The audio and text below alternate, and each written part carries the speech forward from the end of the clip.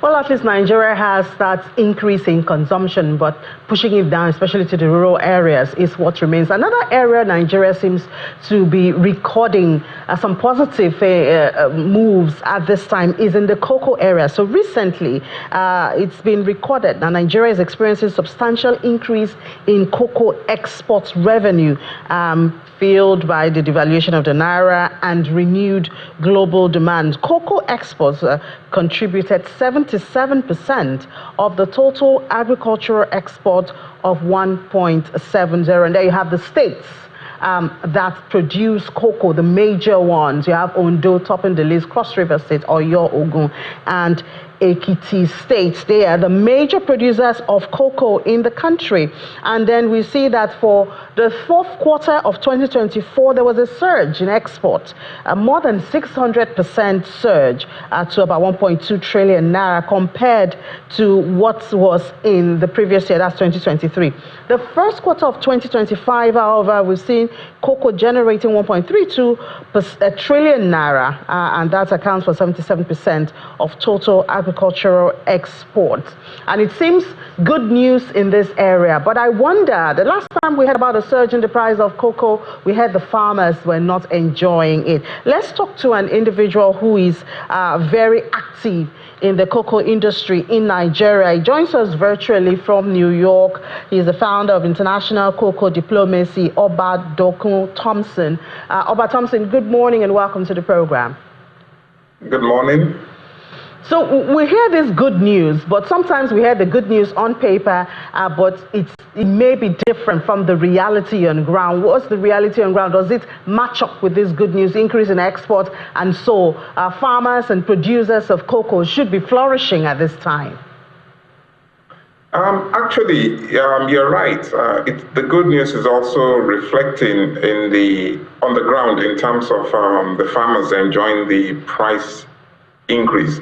But it's not actually as a result of increase in global cocoa demand. It's actually as a result of the price hike, which happened in March of 2024. And that has continued up until this moment. It went up to as high as $12,000 per ton. And today it's just over $7,000. It's been fluctuating between $6,500 to $7,500 per ton over the last 2-3 months. And that also encouraged the young farmers to go into cocoa production, which boosted Nigeria's total output for the year ending 2024. But it's a lot more complex than how we're seeing it, because yes, in literary terms, we're looking at just the figures in terms of the pricing and the output, but we're not looking at the long term and what may happen. So we still have a long way to go. We still have a lot of yes. So I hear you mention the young people getting involved. That, of course, will get anyone excited and thinking about the sustainability, which you just talked about. And then the other factor that I believe drove this new level is the devaluation of the naira. But we do not hope that will always be that way. And you are worried or concerned about sustainability. With these two factors, looking at the devaluation of the naira and the involvement of the young people, can't we find a balance as to sustainability of exports of cocoa? No, it's not about the devaluation of the naira. It's more of the hike in price. As I said, by January 2024, for instance, cocoa was $2,600. So it had nothing to do with naira. But as by May of 2024, it became about $10,000 to $11,000 per ton. So it was like 4 to 5 times the original price, which drove people, the younger generation. We now need to be more intentional and more deliberate and all very, very strategic, because the younger generation have the capacity to ensure Nigeria continues in that trend.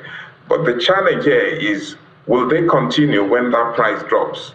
So it's not about Naira now. Let's look about the dollar figure, the foreign exchange, which is the real opportunity that cocoa brings when we're talking about raw materials, even though we need to be looking at other areas of the industry.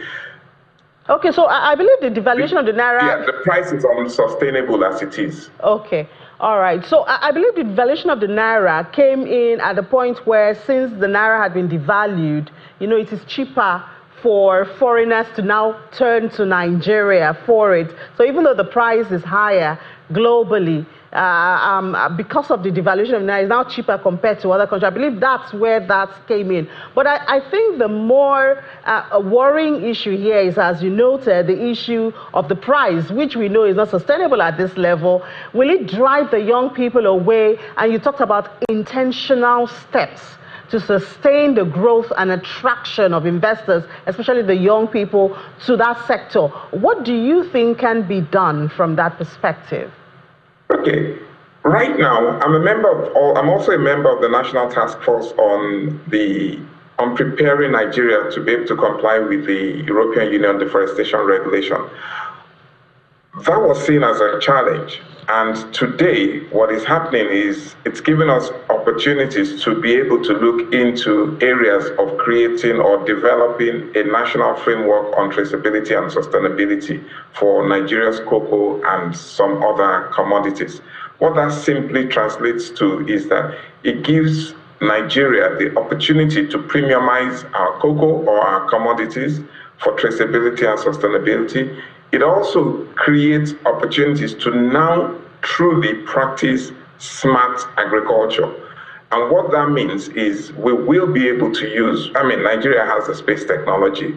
We have developing the apps through NASA, and we will be able to do a level of predictive agriculture whereby we can understand where pests are coming, when pests are, when there's a possibility of pest invasion, when there's also bad soil conditions. So it's all about regenerative agriculture, it's about smart agriculture. And as long as we continue to practice agroforestry, and there's some incentives there, at the moment we're exploring those areas whereby farmers can begin to take advantage of the green cover and have some sort of returns for ensuring that there's no deforestation, there's continued green cover for carbon credits. So these sort of incentives would add to opportunities that the price hike is given to this the younger generation, and this is what we need to continue and build more. And also, because it's a national framework, it also brings in the issue around data.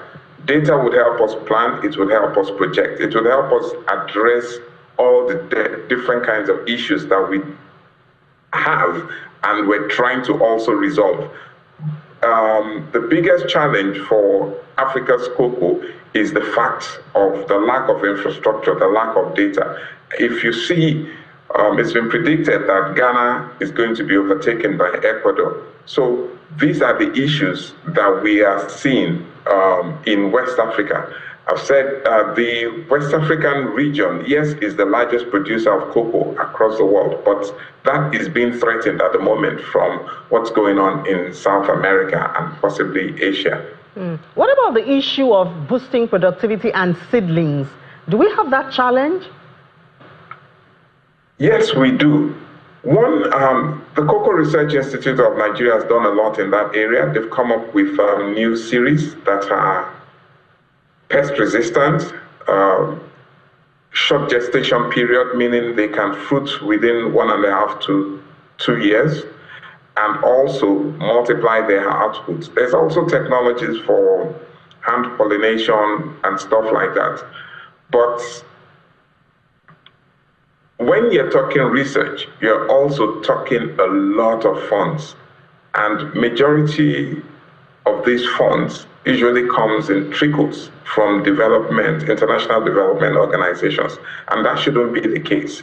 It should be more of us doing what is necessary what we believe in, because it's about our own interests, it's about our economy, it's about even the livelihood of the farmers and transformation of the communities and Nigeria as a whole. So these are areas that we need a lot of investment in, and I believe there are several funds that need to be explored.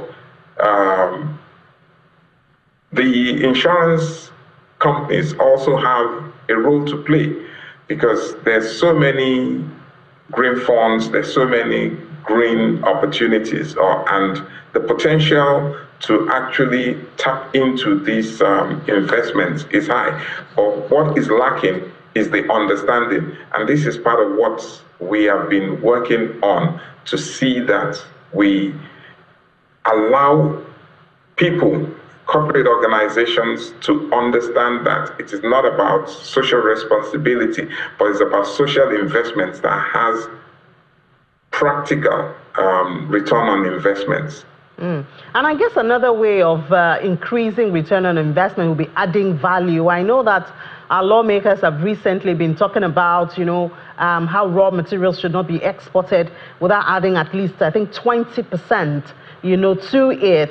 And in the case of cocoa, that's so obvious because chocolate has its seasons. But I mean, out there, it's really a big deal.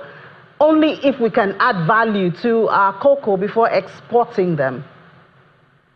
Okay, adding value is a very, very interesting topic. The infrastructure required to add value to that end product, which is chocolate, is extensive.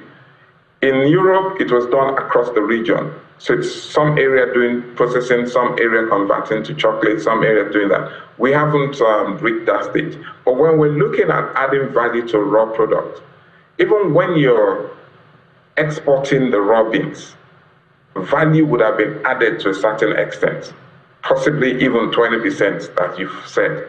So that needs to be defined, properly defined, because when you harvest cocoa, you need to ferment it, you need to dry it, then you need to bag it.